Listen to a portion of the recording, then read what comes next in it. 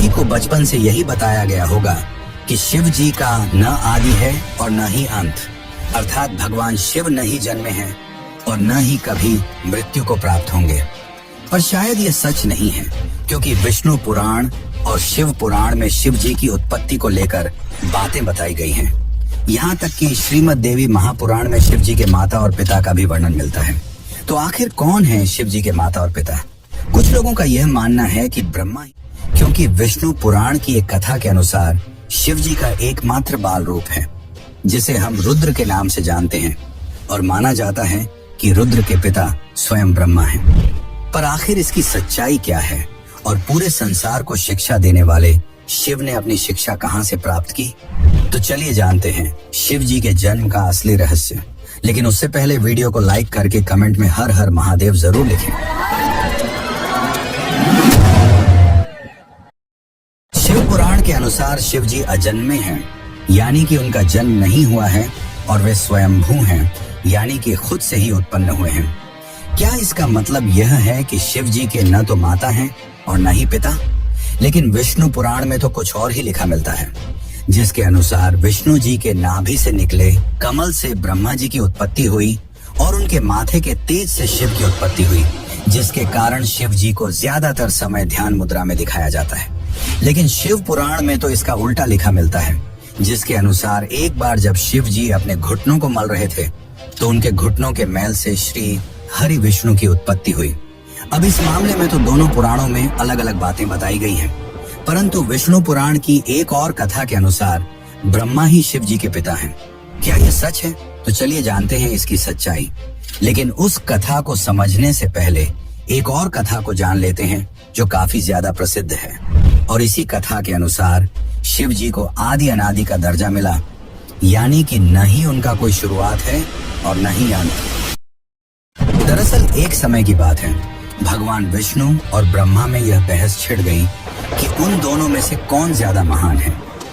ब्रह्मा को अपने सृष्टिकर्ता और सृष्टि को रचने का अभिमान था, वहीं विष्णु को इस जगत के पालनहार होने का घमंड था। दोनों के बीच की बहस काफी बढ़ गई और तभी दोनों के बीच में एक विशालकाय खंभा आ खड़ा हुआ। उस खंभे के अंदर से आवाज आई कि जो भी इस खंभे का आखिरी हिस्सा खोज लेगा वही सर्वश्रेष्ठ होगा। यह सुनकर दोनों ने खंभे का आखिरी छोर खोजने का निर्णय लिया। ब्रह्मा जी ने एक हंस का रूप धारण किया और खंभे का ऊपरी हिस्सा खोजने के लिए उड़ चले। वहीं विष्णु ने एक वराह का रूप लिया और खंभे का निचला हिस्सा खोजने को निकल पड़े। हजारों वर्षों तक खोजने के बावजूद दोनों को उसका आखिरी छोर नहीं मिला, जिसके पश्चात वे थक हार कर वापस लौट आए। अंततः खंभे के भीतर से शिव जी प्रकट हुए। यह कथा यह दर्शाती है कि शिव जी का न तो आदि है और न ही अंत। लेकिन दोस्तों, क्या आपको पता है, इसी दौरान जब विष्णु और ब्रह्मा थक हार कर वापस लौटे और जब शिव जी प्रकट हुए, तब उन्होंने दोनों से पूछा कि क्या आपको खंभे का आखिरी छोर मिला? विष्णु ने निराशा भरे शब्दों में कहा कि मैं इसका आखिरी हिस्सा खोजने में असफल रहा, परंतु ब्रह्मा जी ने यह झूठ बोला कि वह इसका आखिरी हिस्सा खोजने में सफल रहे।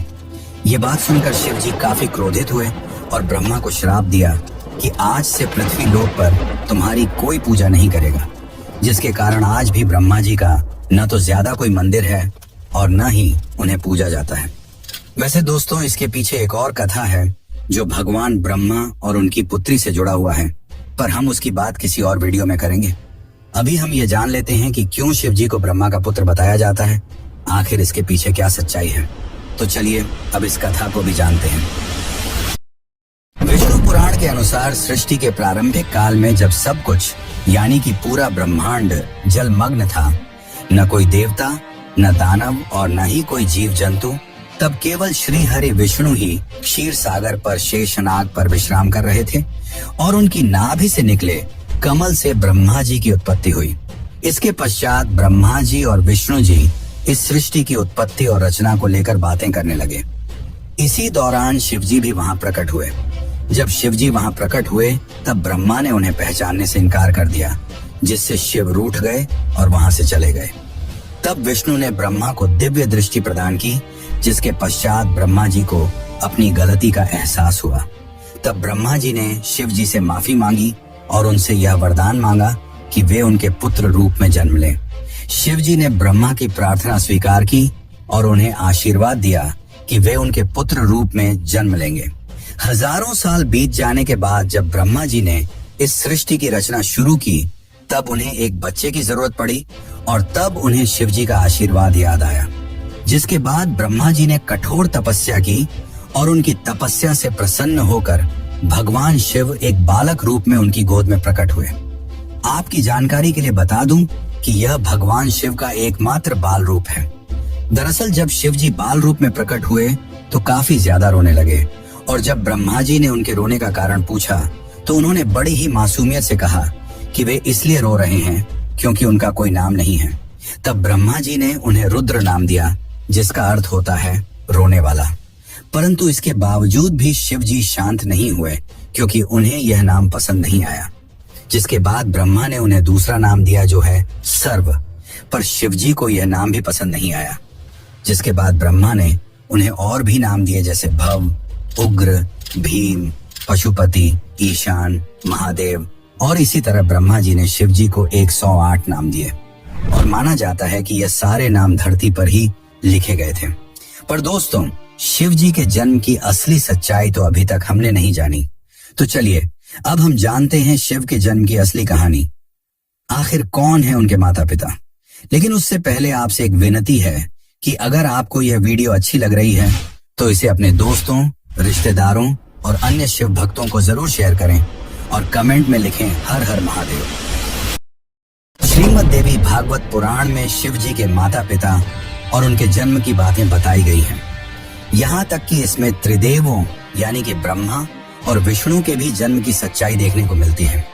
दरअसल जब हम शिव कहते हैं तो वह निराकार ईश्वर की बात होती है और जब हम सदाशिव कहते हैं तब ईश्वर महान आत्मा की बात होती है और जब हम शंकर या महेश कहते हैं तो सती या पार्वती के पति महादेव की बात होती है। बस बहुत से भक्त यह भेद नहीं कर पाते और सभी को समान मानते हैं।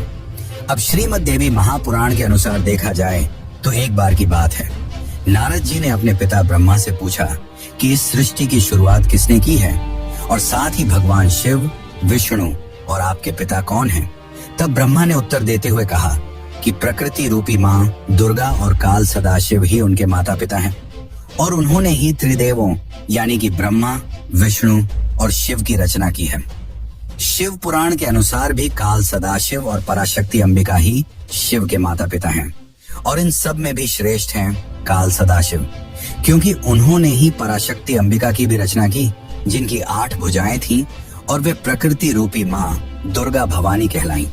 बहुत प्राचीन समय की बात है, जब कुछ भी नहीं था, न आकाश, न धरती, न जीवन।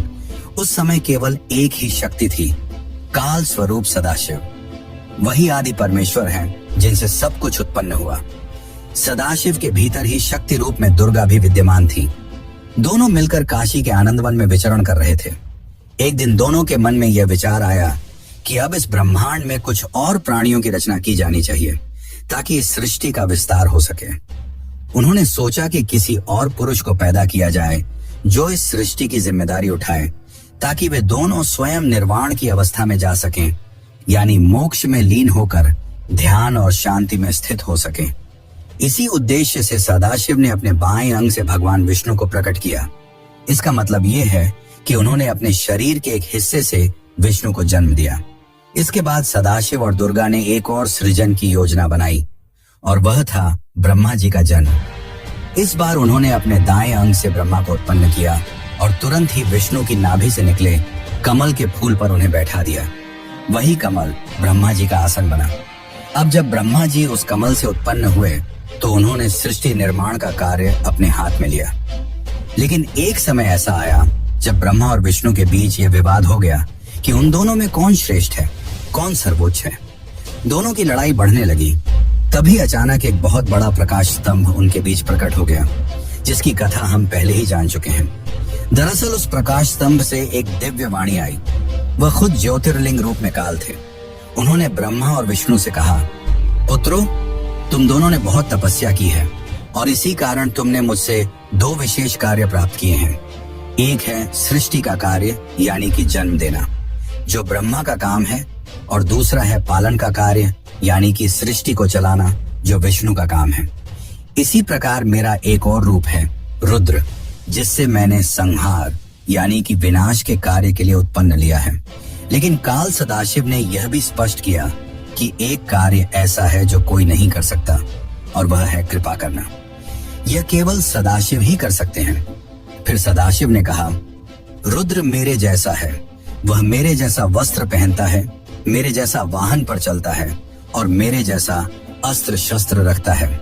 उसका रूप, वाहन और कार्य सब मेरे ही समान है। इस प्रकार यह कथा हमें बताती है कि संपूर्ण ब्रह्मांड की रचना सदाशिव और शक्ति रूपी दुर्गा से हुई है। ब्रह्मा, विष्णु, रुद्र, महेश, ये सभी उनके अंश हैं और उन्होंने अलग अलग कार्यों की जिम्मेदारी ली है ताकि सृष्टि ठीक तरह से चल सके। पर मित्रों, शिव जी की कहानी यहीं पर खत्म नहीं होती। एक और रोचक कथा है जिसके अनुसार एक बार कुछ साधु संतों ने भगवान शिव से उनके जन्म के बारे में पूछा। तब भगवान शिव ने जो उत्तर दिया वो चौंकाने वाला था। तो चलिए अब उस आखिरी कथा को जानते हैं जो आपके होश उड़ा देगी।